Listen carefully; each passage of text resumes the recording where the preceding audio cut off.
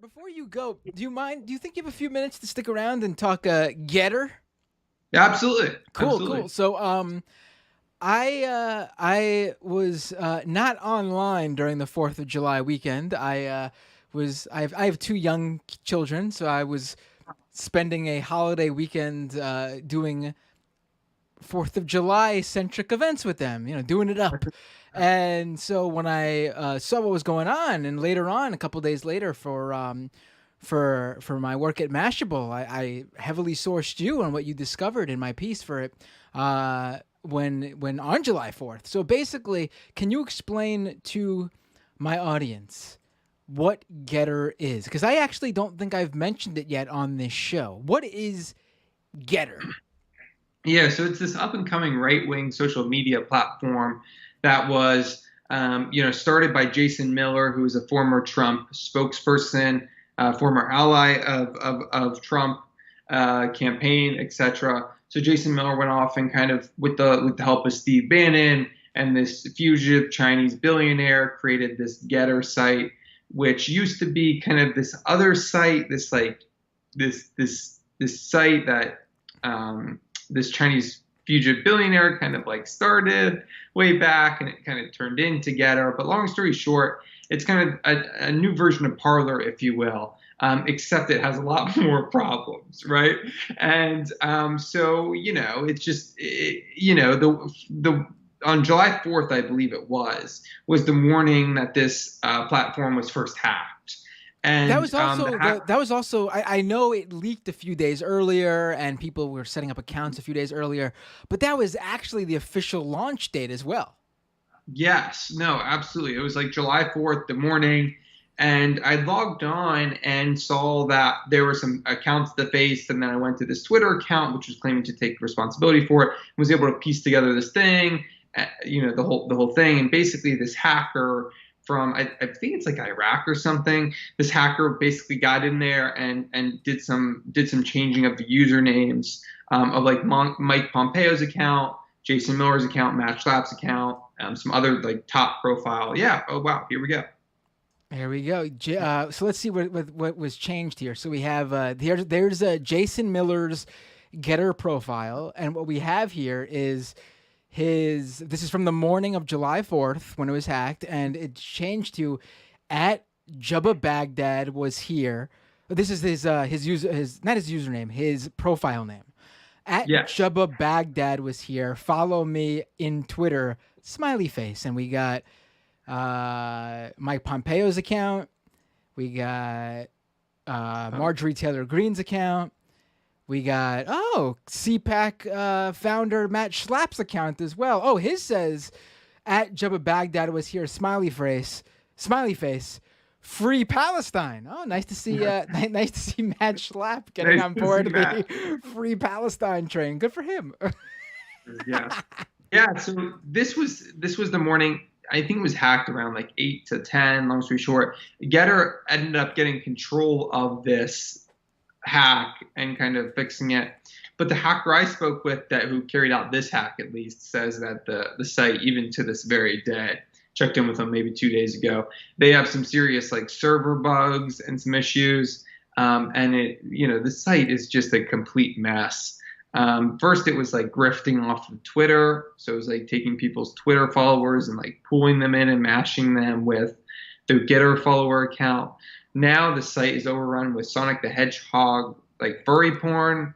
So it has that issue. Um, People are complaining that it's like glitchy and it stuff.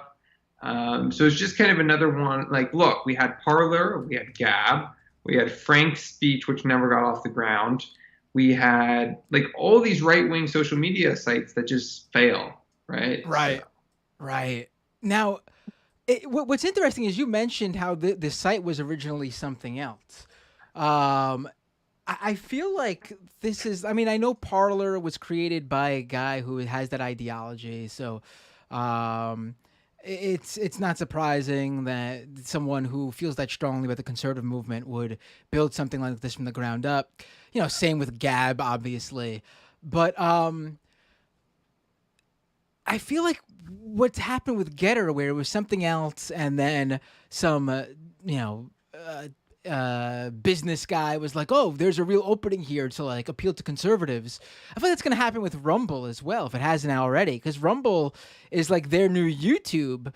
And this was a site that's been around for a long while. It was never really politically oriented, and all of a sudden they're promoting all these right-wing accounts. They've got Trump officially on there. The first account Trump's opened on a alternative social platform since he was banned from Twitter and suspended on Facebook.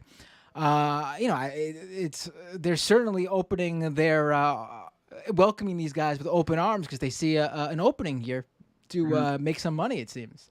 Yeah, no, I think one of the big things, at least with Rumble too, is like Dan Bongino came on as an investor in Rumble, and I think that also helped to kind of shift their political focus to right-wing causes and stuff. And look, it's very lucrative. I mean, when you have Trump on there, and there are, there's 400,000 people on there, it's a lot of ad revenue, etc. But one thing, I did talk with a family at CPAC, like a family, and they had said that they no longer watch Fox News. That was one of the big enemies at CPAC, which was kind of striking to me. But, people hated Fox News there. There were these lanyards that people were wearing with like their badges on them, if you will. And one of the little stickers on one of the badges, like, it said Fox Nation on it. And people were like taking off their badges and like, getting all upset. And there was even like a protest planned of people to drop their badges because they hate Fox and Fox Nation so much. Wow. So there was a lot of hate. Didn't I think I saw this going around? Didn't they accuse Fox Nation? Maybe they really did this. I don't know. Didn't they accuse Fox or Fox Nation of? For people who don't know, Fox Nation is Fox News's like over the whatever it's called, over the top video platform, like their version of like Netflix or HBO Max. It's like for extra Fox News content that's only available on this streaming network.